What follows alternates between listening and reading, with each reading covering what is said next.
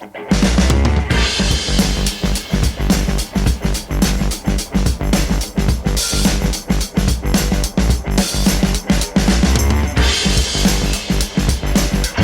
right, welcome tonight to the Kickin Show, episode 6, and we've got Seth and Justin.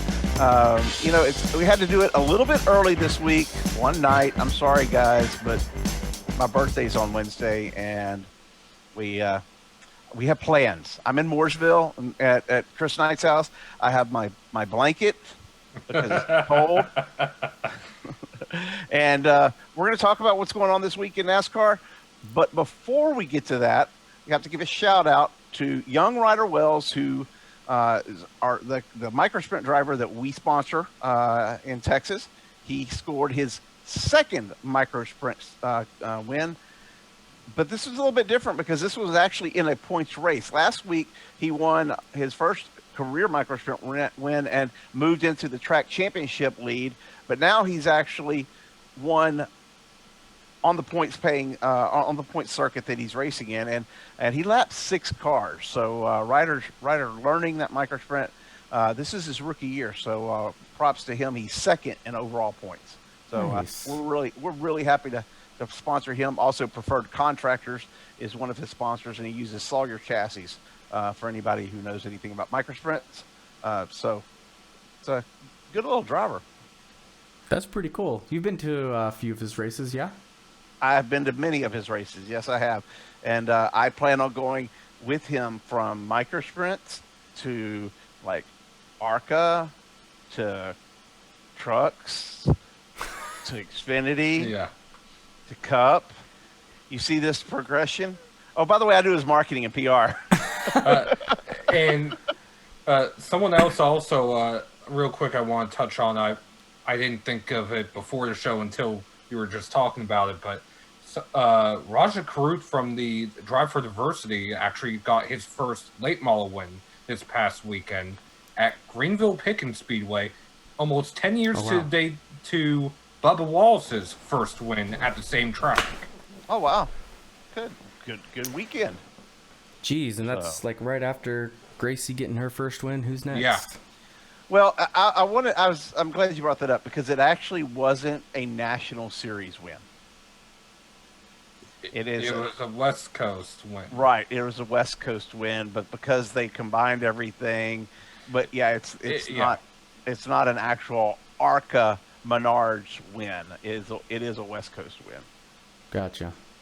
So a little bit of a clarification there, but still, it doesn't take away from the fact that Gracie got that win. So congratulations again to her.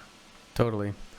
Cool. So we got a pretty short list, not too much to talk about, except for, the big announcement today. We finally find out who takes over the 48 car, Alex Bowman. So he's going to be moving from the 88 to the 48. I know that was kind of something in the rumors of what was potentially going to happen. And I think that's pretty well deserving because Bowman, ever since he got into that 88, he's been able to pick them off little by little and get a little bit better here and there, and then get a couple wins in that car. What do you guys think of him being in the 48?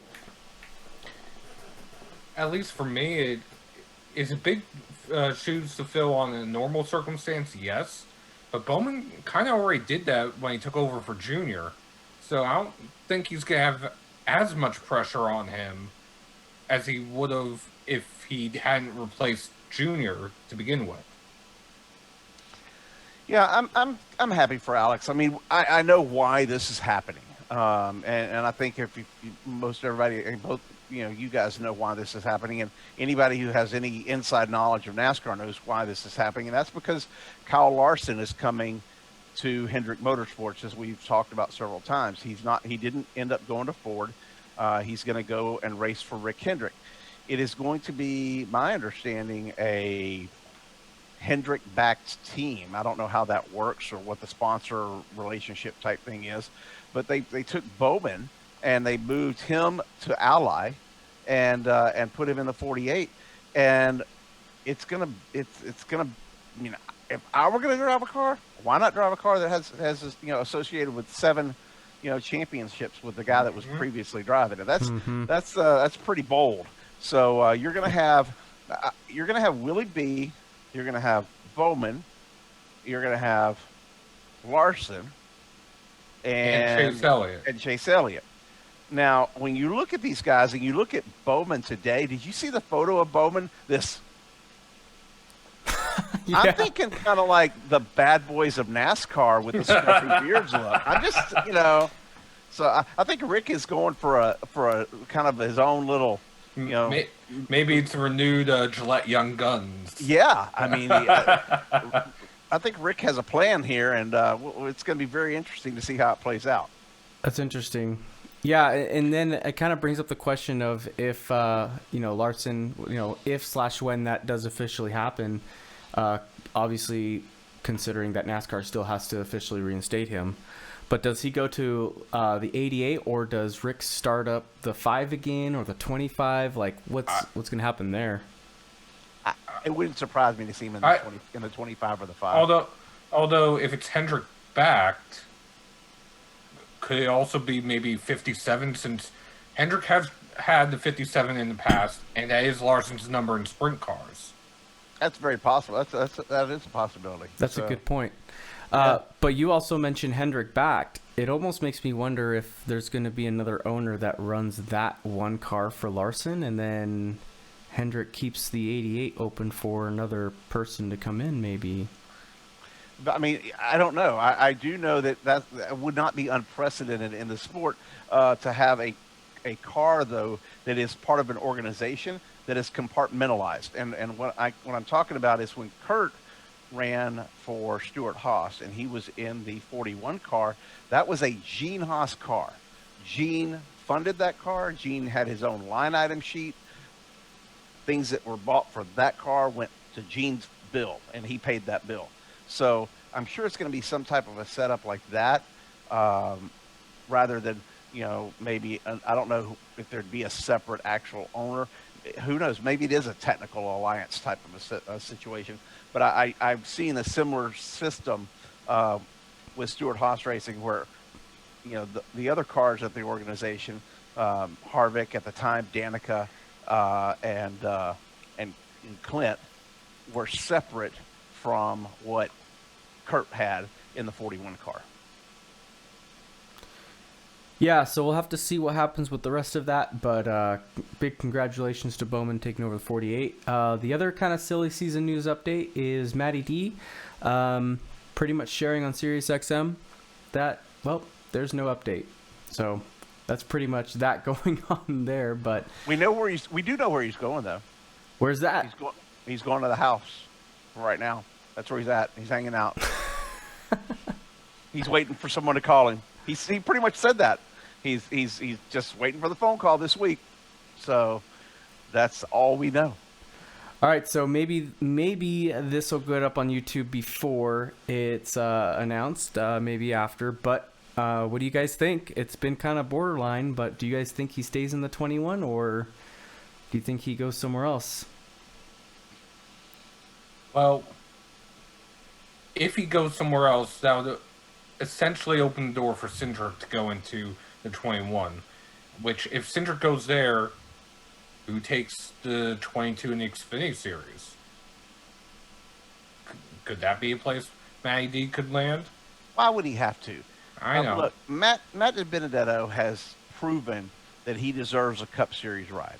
Okay? Yep. He has been basically the whipping boy of NASCAR drivers as far as getting kicked from, pillar to post on what he's going to drive with 1-year deals. And he took these risks himself. I get it. Yep. But good God, give the guy a couple of years to prove himself. Yeah. He almost won this past weekend. Okay, we're going to get into the yellow line rule. And I hate that he didn't win. I'm actually glad that he got penalized because I was totally livid on Twitter after the race the other night. And, I was mad at NASCAR for all kinds of stuff. But, I wanted him to win. I think the whole NASCAR fan base wanted him to win. And because he's the story. How great would that be if Matt DiBenedetto would have won at Talladega? Yeah. Or at Vegas. Or Vegas, yeah. Or at exactly. Bristol. So, anywhere. Heck, even Sonoma last year, he was on the charge. He was the fastest car on the track. And New Hampshire as well last year. Mm-hmm. Yeah, no, and not only that, but he's taking, and definitely no offense to the teams out there, but just to put it into reality perspective, he's in a Tier 2 car last year, and then this year kind of being on the borderline of Tier 1, Tier 2 car with the Wood brothers, and he's putting it right up at the front fairly regularly. So, and there's a couple guys in Tier 1 rides that aren't doing that. So, and and he's not the only one. I mean, Ty Dillon doesn't have a ride for next year, and he's definitely in a Tier 2 car. But we know that Ty Dillon knows how to drive. He's proven it in Xfinity and trucks. He actually, I believe he said that he has better finishes than Kyle Busch when the two have gone up against each other. Like, he beat Kyle. So, and Kyle is pretty darn good if you look at the record books, So, I feel for both of those guys. But this is big time auto racing, and there's nothing you can do about this. This has happened. It just so happens that, they may not have a ride, or they may end up having to go to Xfinity, or may have to go to trucks. Yeah. Talking about trucks, we'll get into their playoffs here in a second just because they had their cutoff. But first, maybe something got leaked a little too early, but on the entry roster on NASCAR.com, Hailie Deegan is listed as the driver for one of the DGR trucks for Kansas. I'll take this one because I don't think that DGR Crosley knew that the rosters were available to everyone this early. I'm willing to bet that Hailie Deegan will be in the truck at Kansas. I know that we reached out to them for a comment. We received a comment from Lori, and she said they put her on there just in case they need her. But I'm pretty sure, based on sources that I've talked to, that she's going to be in the truck at Kansas. Plus, they alluded to it on their podcast, on the Deegan podcast. So, it's like at this point, all they did was they lost a little bit of publicity that they could have gotten with her making that debut in that truck. And that kind of sucks, and I'm sure someone's going to rethink it. She's not racing for points, so why did you have to put the roster out there? There was no reason to do it unless they did it by design to get people to talk about it, to sub-channel it, and then make a big splash, and we just happened to hit upon it. So that's a possibility. If they did, great. And they're one of only 3 teams actually put their rosters up so far. The other ones being Front Row Motorsports and Henderson Motorsports, Henderson being the one that Klingerman drives for. And they also run a partial schedule. I don't think they had announced they were running Kansas yet, which I guess maybe it's a lesson for all teams as well that it's available this early. So yeah, Parker Kligerman looks like he'll be running Kansas. I'm hearing that in the Xfinity Series there'll be another driver that you don't see very often.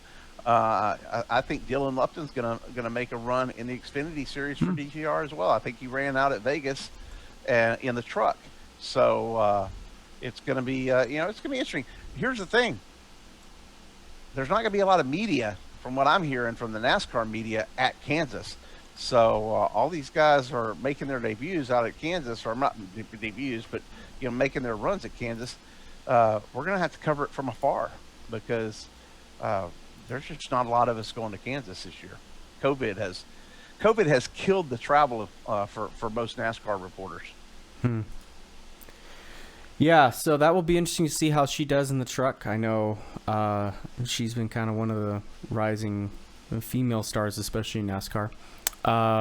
But going to Talladega real quick with the Truck Series, Rafael Lessard getting his first career win in that number 4 Toyota. Not in the playoffs, so stealing a win from the playoff drivers. So with that said, Talladega being the cutoff for these guys, unfortunately, Christian Eckes and Todd Gilliland are the 2 that find them below the cutoff.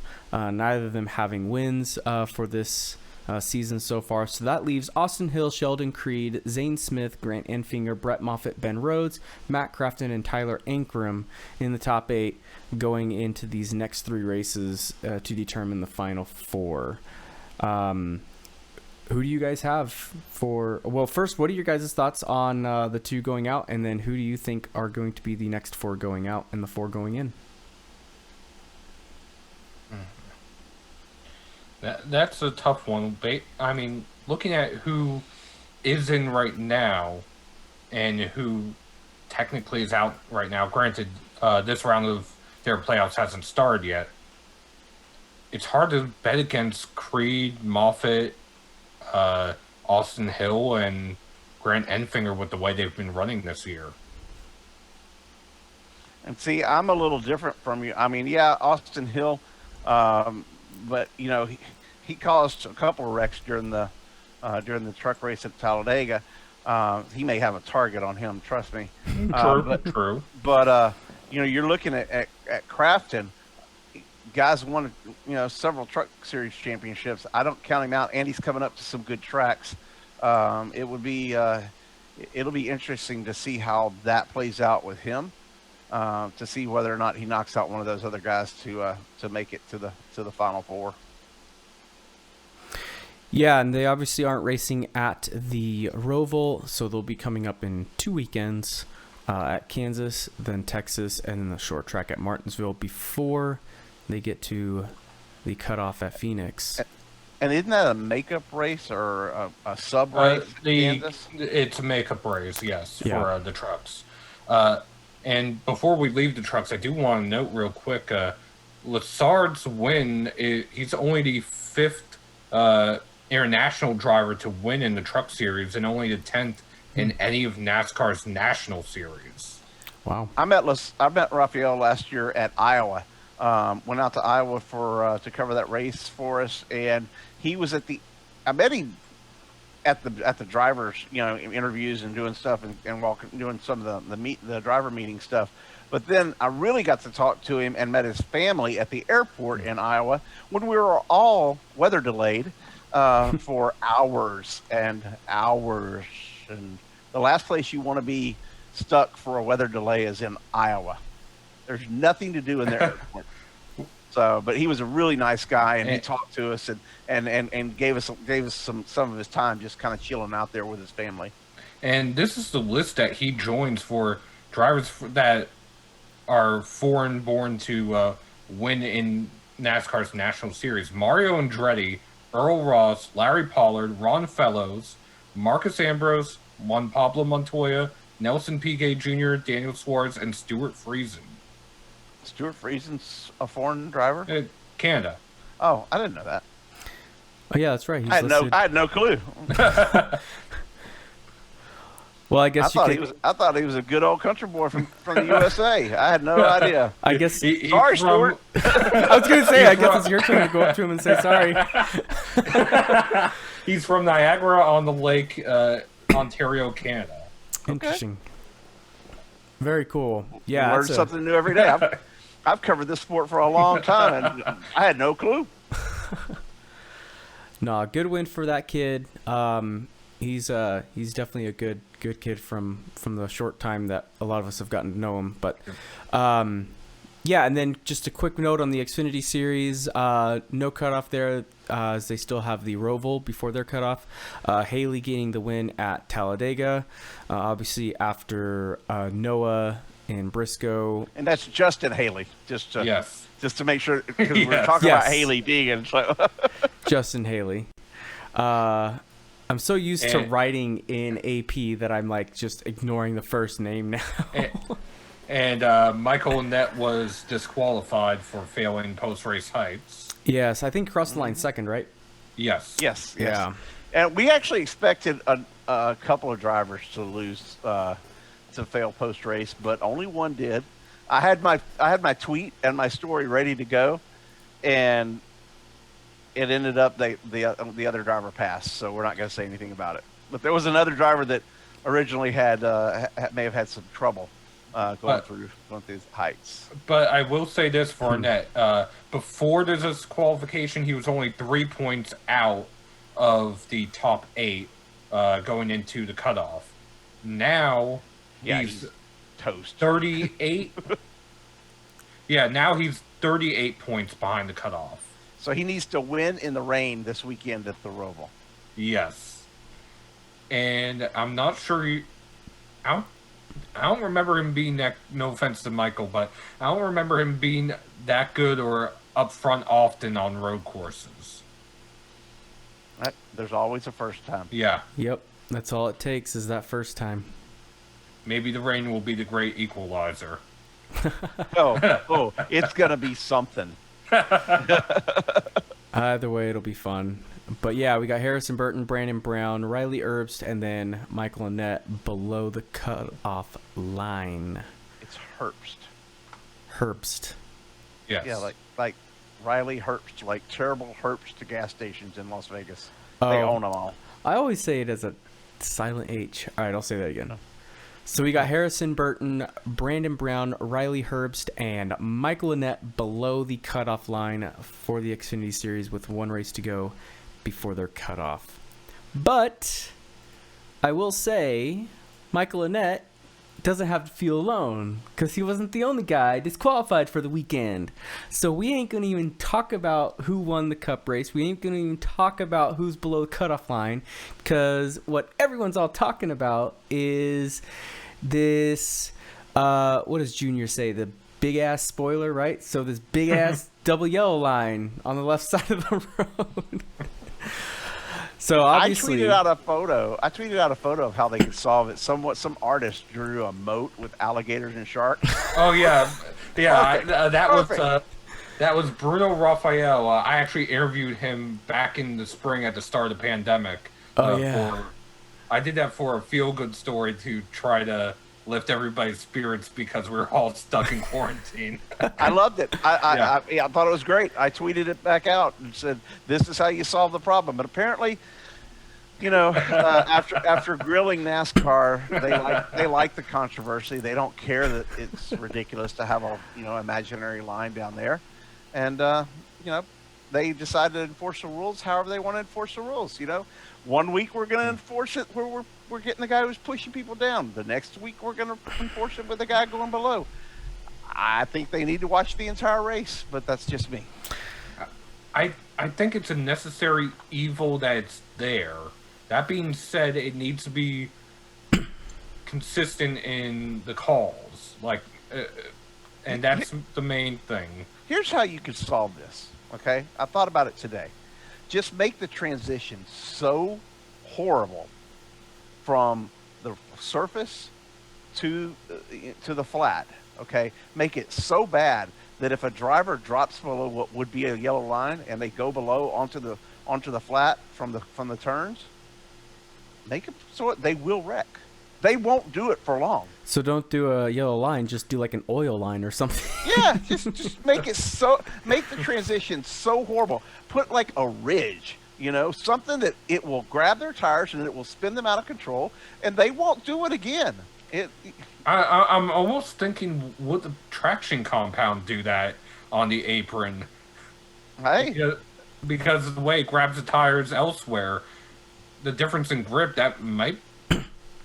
Granted, I don't want anyone to actually wreck, and get hurt. But I'm sitting here thinking. Of course not. But I'm sitting here thinking that might actually be a deterrent if the traction compound was there. I'm not sure if you saw the end of the race, but I think there were only like 7 cars without damage. Wrecking was not a problem. I feel like there's more cars that survived Bristol and Martinsville than they do. Well, you mean combined? Combined. Well, I almost want to say, even though only about 7 or 8 cars didn't have damage, there's more cars finishing with damage at Talladega nowadays than there used to be.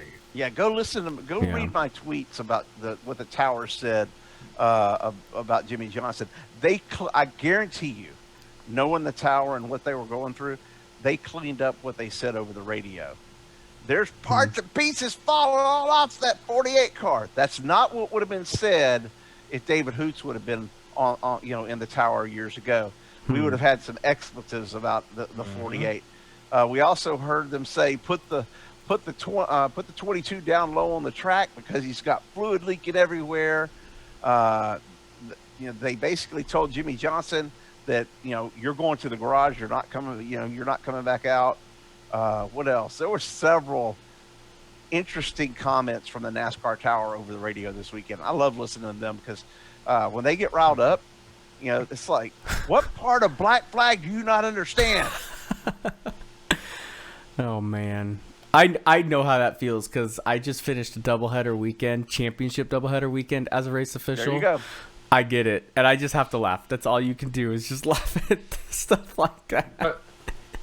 But like I said, in the end, it is a necessary evil because talking to some people, they would probably be 12, 15 wide going into turn 3, which maybe can hold 6 cars without them wrecking side by side.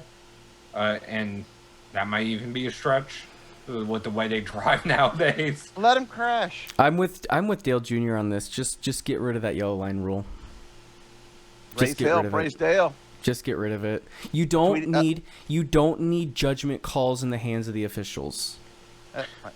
I tweeted it when he said it on TV. I was like, praise Dale. Oh, I'm going to say this, though, to what you just said, Schuler. You don't need judgment calls. I've had a few friends from that I used to be teammates with on iRacing say, why not just do what IndyCar does and do penalties for blocking? You move once, it's fine. You move a second time, it's not. And I'm saying they're like, but aren't those judgment calls as well? You can't do a blocking penalty at a place like Talladega. Yeah, that's what I'm saying. Because there's no... So the way of blocking... Because for those of you who don't know what a blocking penalty is, if you don't watch Open Wheel, most of it's on road courses. And so a blocking penalty means you're allowed, as you go into a corner, to make one move to hold your position. So if you go from the outside lane, because obviously you want to go from the outside lane, hit the corner at the apex, so you're diving to the inside of the track and then having your car swing out wide to go to the outside again. When you make a block, you do one move to the inside, and you have to commit to that line all the way down to that corner, as if, like, to your left, like if you're making a right-hander, to your left is all dirt and gravel or grass or whatever.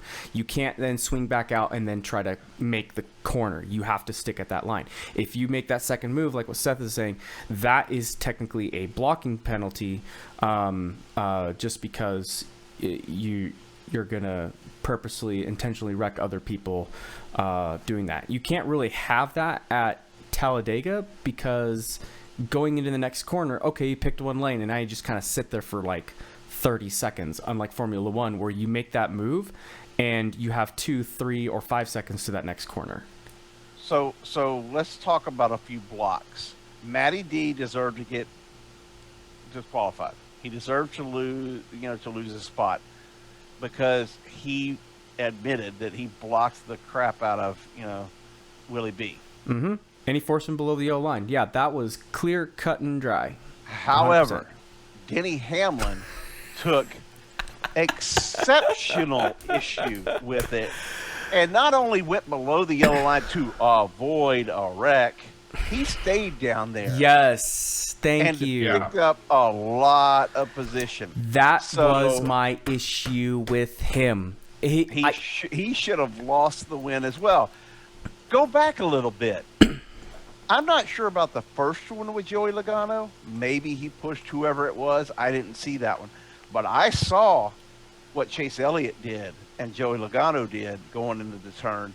And Chase Elliott cut low, got a bad line, went below the yellow line, and they blamed it on Joey, and that's not what happened. Chase got such out of shape that he hit Joey, and then they called Joey after he was crashed and wrecked in the middle of the pack. That was ridiculous. That was a stupid call, too.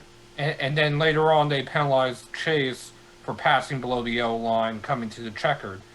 And he appealed it. He filed a formal appeal. And they overturned it and penalized Buescher for forcing him down there. Which he didn't. Buescher, I don't think that was a legit call on NASCAR's part to do Buescher. I think if you look at what Buescher was going through, they were trying to avoid killing each other there up in the middle of turn 4. Well, no, it wasn't that one. It was the trioval one that he was penalized okay. for. But Yeah. Well, they were so yeah, out of shape yeah. right there out of 4 that I mean, it was hard to keep track. And I was sitting there at the track on, looking over what was going on. It was hard to keep track of where everybody was at. And speaking of that, and then by themselves off of 4 coming to the checkered, John Hunter Nemechek went below the yellow line to pass Brennan Poole for 8th, and that was never called. Which, granted, with everything going on up front, yeah, Nemechek, right? Yeah, I remember that. And Dalen Barr got a photo of it. You can clearly see Nemechek is a little over 3/4 of the way below the yellow line, passing Poole at the first part of the trial. So, yeah, which that's what I'm talking about. You get these judgment calls in the hands of the officials, and I'll tell you what, as an official, because here's the problem if you put too much judgment call into the hands of the official. You only have a certain number of officials watching the track. So at our kart club, for example, we have some of our bigger classes have 30, 35 drivers, sometimes even 40 drivers out there on the track at once.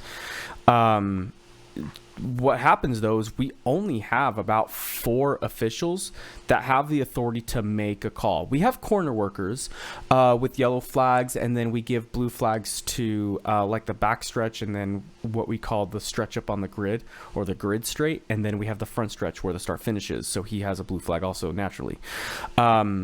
They don't make calls. They help us with numbers if we see something and then we're like, we need those numbers. They'll help us out with that. But they don't make the calls. It's only 4 of us. Now, when you get up to those larger classes with 30, 35, 40 people in it, obviously, even if you split that evenly amongst all of us, that's only 10, 12 drivers every pair of eyes. We're not going to see everything. So what happens with all of the mechanics, all of the teams, the dads, if it's their kids out there on the track, what happens with them? They are watching one driver on the track 24/7, and if something happens to their kid and we don't call it because we didn't see it, we're the worst official in the entire world, and blah blah blah. So I want to say this because fans are watching their driver 24/7, right? That's what's happening. When you go back and watch the replays, you're watching your driver. Sure, maybe you watch the replay to see the cool finish, but you go back and see what your driver did, because that's who you are watching.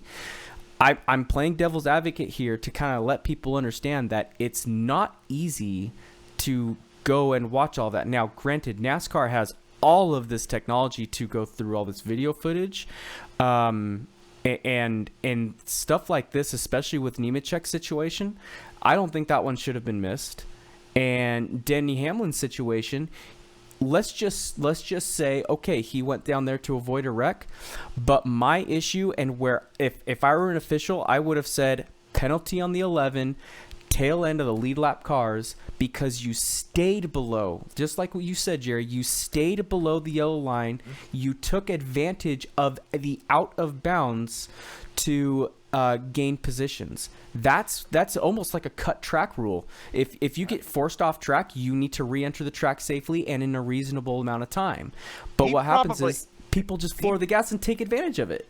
He probably gained 50 feet of the track by staying down as low as he did, and he knows it. And look, I like Denny. Okay, Denny.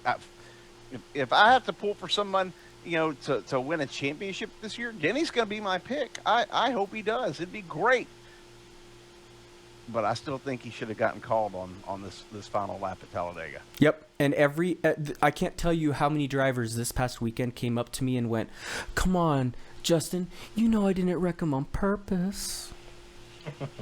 No, I don't. No, I don't. You're 100% right. And I've told every single one of them, I'm like, because some of them, I'll be completely frank, like they would never harm a fly. They have a ton of respect for their competition. Fantastic drivers, talented guys and gals. But I've told every single one of them, I'm like, I 100% get it, but I have to judge the situation, and I have to judge it evenly, and I have to issue the penalty. So what you're saying is it's not like iRacing leagues when people wreck people on purpose. Okay, I see what you're saying.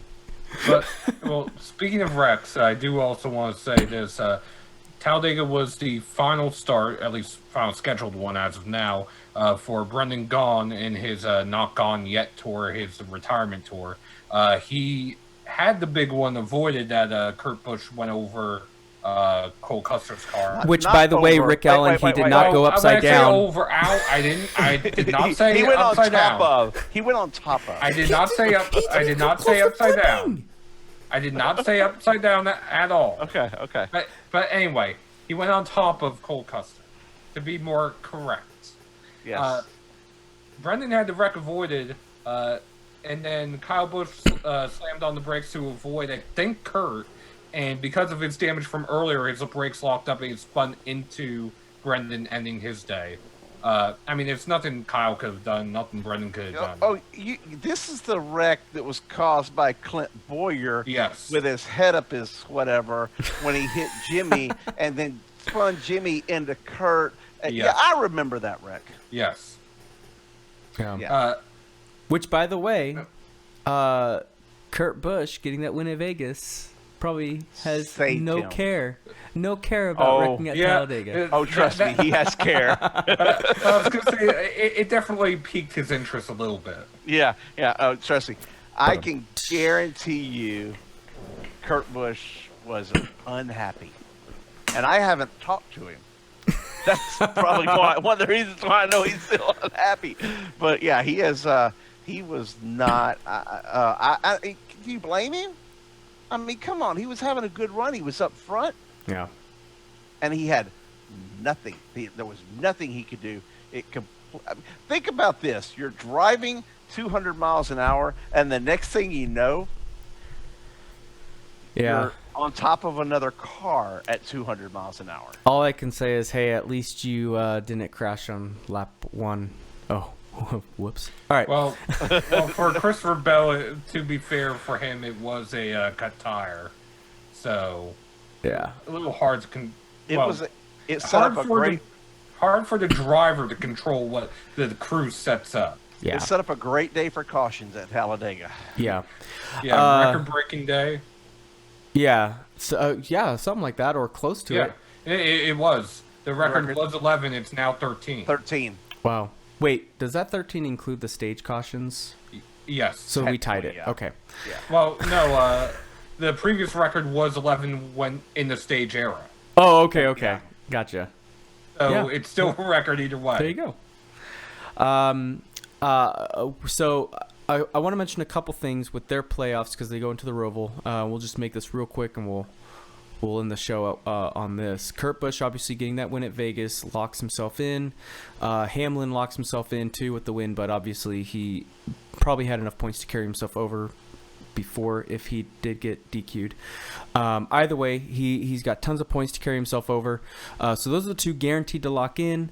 I believe Harvick is just a couple points away from potentially locking in. So if he gets a good finish in one of the stages. He needs 9 points. Okay, so if he finishes first or second in the first stage, he will lock himself in. Chase Elliott cannot lock himself in on stage points, so he will have to be able to finish the race.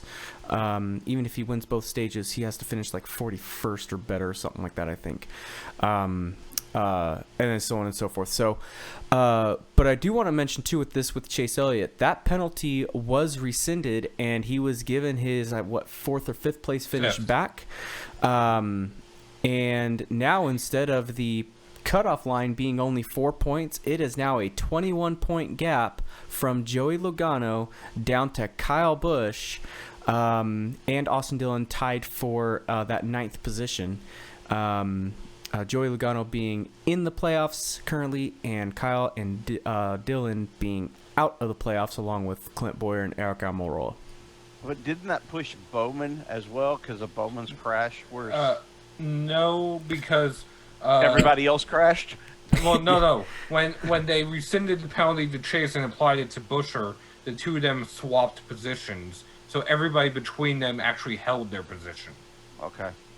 Yeah, I still predict Bowman's going to be out this weekend. Yeah, and Bowman is 1 point ahead of Joey Logano. Truex 10 points ahead of Bowman, so 11 points over the cutoff line. Brad Keselowski 20 points above the cutoff line, if I'm reading that right. Yeah. Yes.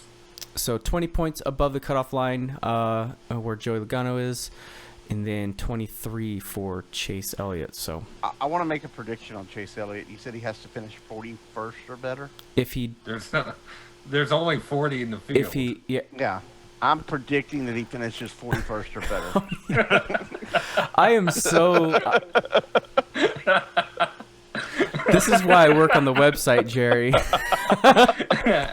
Anyway, I'm still in that 43 car field mode. I will say this. It's okay. Though, I will say this though, with the rain in the forecast for this weekend. Oh, it's gonna be a show. What I was gonna say. Show, the Kickin show. Well, there is actually a point I'm trying to make here. Only 2 of the playoff drivers actually have experience racing in the rain in stock cars. Chase Elliott and Brad Keselowski. Right, except that none of them have experience in racing in the rain in stock cars, in the playoffs, on the Roval as a cutoff race.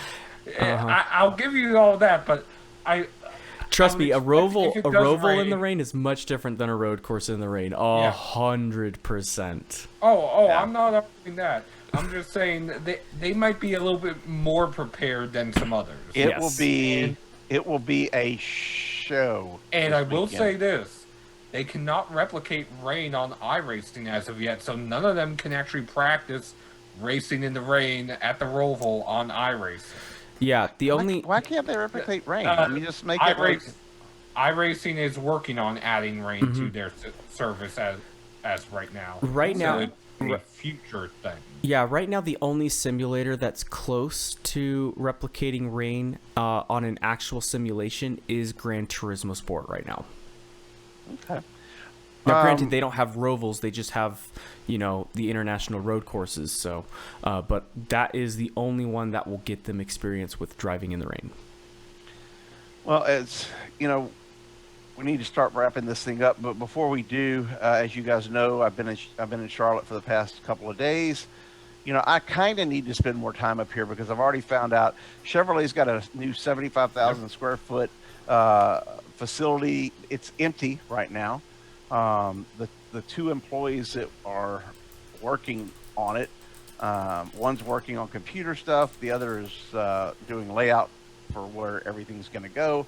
This is going to be the new V8 hybrid electrified engine facility that they will be building, and all the engines for the cars to recoup energy for braking and other systems in the car. Yep. So that looks like it's definitely going to be, obviously we knew it was going to happen, but I think given the timeline, engine won't come in until 2023 for sure. That's what I heard too, and for the past year or so, I've always heard, even before the next-gen car was delayed, it was next-gen car in 2021, yes, and then the next-gen engine a year or 2 later. Right. So just shift everything back 1 year, essentially. For sure, because I don't think that they can get the... we always knew that it was going to happen that way, but when they started saying with COVID, they thought maybe they could change things up and do it all at once. That's not going to happen from what I'm hearing now. So that's going to do it for me. That's all the information I have so far. So what have you got? Anything else, Seth? Well, before we end, make sure to like, subscribe, and ring the bell. Oh, on the YouTube channel. Yes, yes. Right. That's definitely at the Kickin Show. Yes. And Justin, what's it like out on the on the left coast? Oh man, boring. Well, y'all have rain coming, so hopefully it will quench the fires that are out there. Yeah, no, thankfully we're safe. I know there's a lot of people that aren't right now, so thoughts and prayers with everyone with all that right now. But yeah, thankfully we're safe. We're good. We're kind of out in the middle of the high desert in northern Los Angeles County, so we had a few fires kind of surrounding us, but with the immediate kind of land that we're on, nothing that would be able to get us in any kind of danger for that. Excellent. Well, that's going to do it. Play some real cool music for the outro as we sign off for this week. We'll be back next week, and I'll be in the sim at the house. And you guys take care. Lots of action this weekend here in Charlotte at the World.